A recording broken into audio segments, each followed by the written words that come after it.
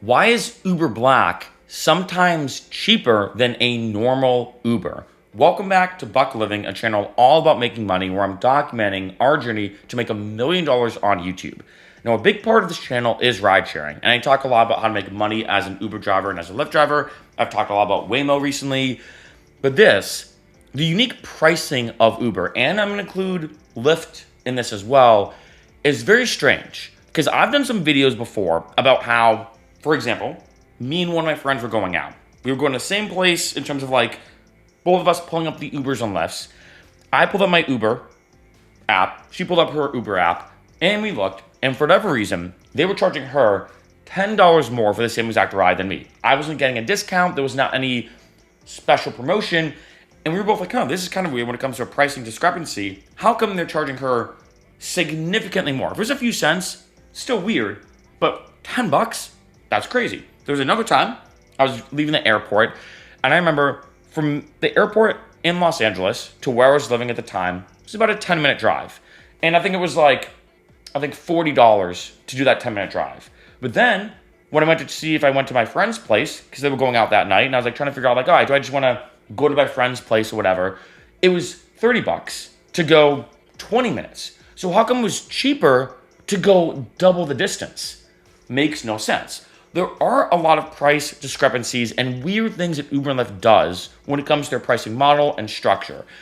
And I say those two examples, now jumping to this third example of this, where there's been numerous times I've seen it, maybe you have as well, which is why I got this as a comment, which is why I've had people ask me this of like, wait a minute, Uber Black or Lyft Lux or the luxury rides are more expensive, right? They're black rides, they're luxury rides. However, how come, and I think this is the big caveat, during surging times, or sometimes at the airport even, talking about the airport again, or whatever, how come it is actually cheaper to get a luxury ride than a normal Uber ride? Things are not adding up.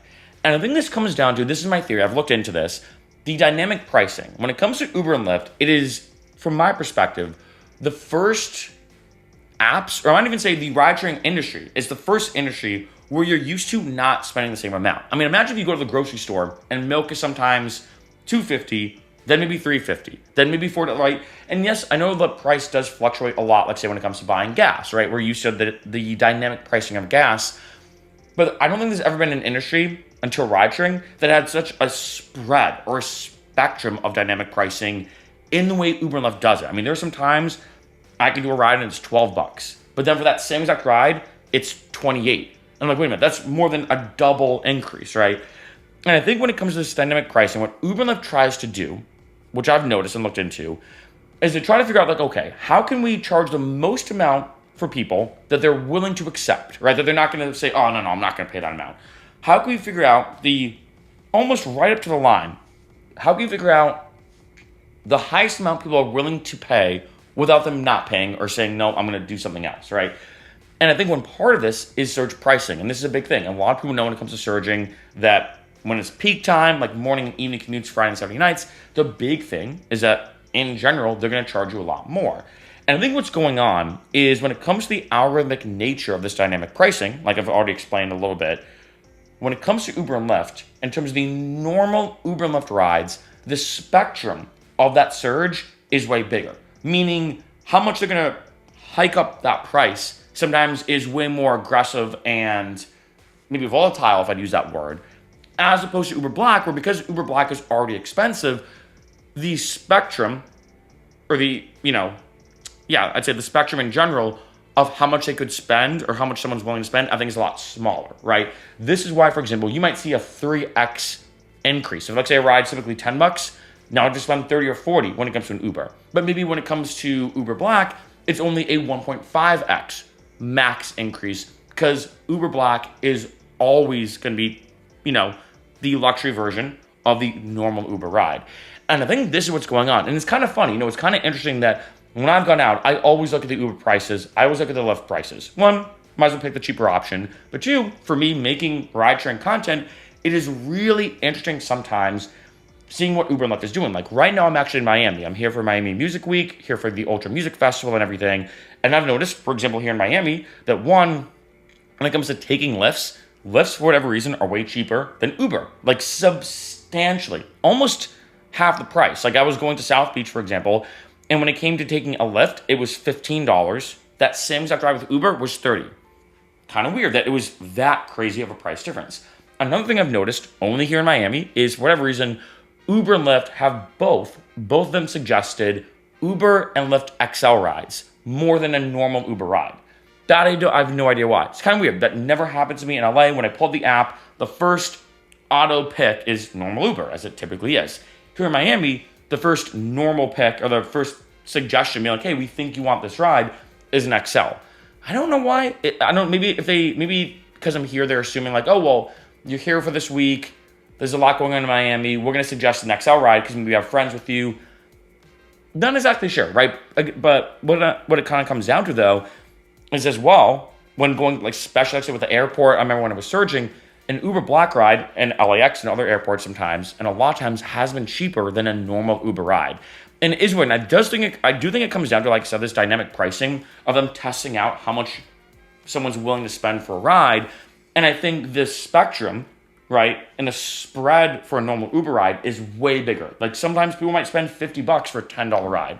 But when it comes to Uber Black, because you can't hike up the price too much, like I said, it might be like a 1.5x max increase or a max 2x increase. And this is why I say to a lot of people, if like you are ordering an Uber, if you are ordering a Lyft, check all the options because you never know. You never know. Now, on the driver's side, you may be wondering if like so you drive for Uber and Lyft, where does that money go? And this is the unfortunate thing. When I've interviewed a lot of drivers in person, and I've even said to them like, hey, not to be weird, how much are they paying for this ride? I'm going to tell you how much I'm paying. The spread is sometimes ridiculous. Absolutely ridiculous. Because if, like, say it's surging, and let's say a normal Uber ride is $50, but an Uber Black ride, given the way the algorithms work, like we've talked about, is, let's say, $35. You may think, oh, as a driver, maybe I'm better off doing the Uber ride. Like, in a weird kind of paradox, the Uber ride is going to pay me more than the Uber Black ride. Not the case. When I've interviewed a lot of Uber Black drivers and luxury drivers, they say when it's surging, you stick and only stick with the luxury rides and the Black rides. Now, granted, it does depend upon the area. Like in a place like Miami, like being here, or LA, or Vegas especially, when it's more flashy, of course, these luxury rides are more common.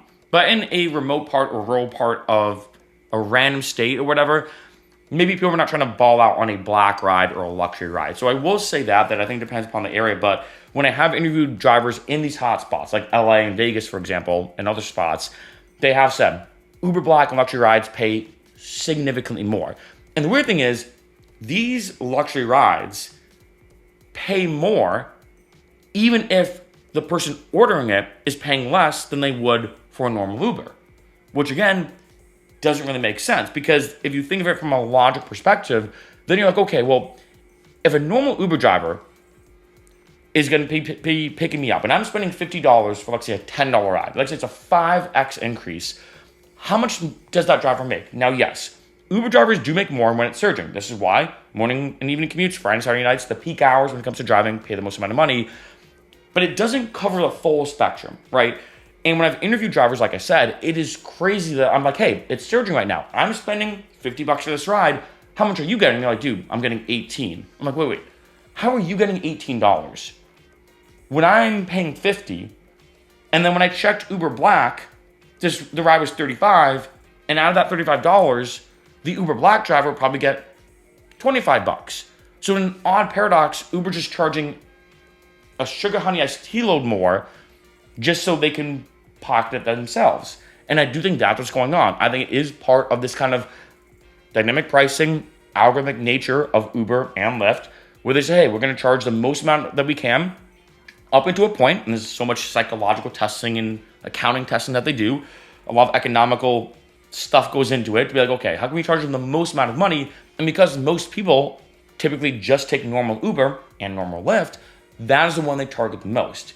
And that's why I say, like I said to everyone, one, if you are someone taking Ubers and Lyfts, always look, because sometimes, and a good amount of the time, especially in odd surging areas, like if there's like a big basketball game that just got out, if you're at the airport, a lot of times these Black rides are going to be cheaper, which is kind of crazy. And two, if you are a driver, I will say this, and you happen to do drive these luxury rides And you're like, hey, Mark, this video is kind of wild. Should I consider doing just normal Uber rides when it's surging that high? No. Just stick with the luxury rides because in a weird paradox, regardless of how much the passenger is paying, Uber and Lyft's going to pocket a lot of it with high surges, and you're going to make way more money doing and sticking with the luxury rides, even if they cost less than the normal Uber rides.